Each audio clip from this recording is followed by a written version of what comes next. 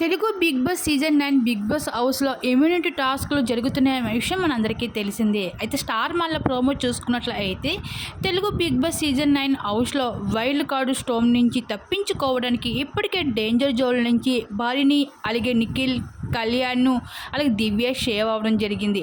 అయితే ఈరోజు చివరి అవకాశం ఫైనల్ ఇమ్యూనిటీ టాస్క్ పెట్టడం జరిగింది.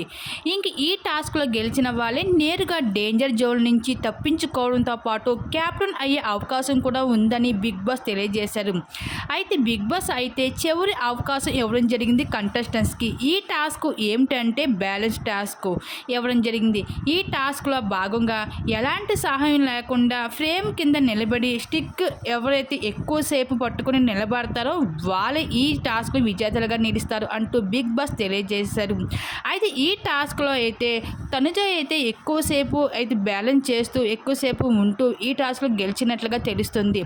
ఒకవేళ తనుజ కానీ ఈ వారం క్యాప్టెన్ అవుతే మీరు ఏమనుకుంటున్నారో మీ అభిప్రాయం తప్పకుండా కామెంట్ సెక్షన్ షేర్ చేసుకోండి. అలాగే బిగ్ బాస్ హౌస్లో ఈ వారం ఎవరు ఎలిమినేషన్ అయ్యి బయటికి వెళ్తారని మీకు అనిపిస్తుంది, మీ అభిప్రాయాన్ని తెలపండి.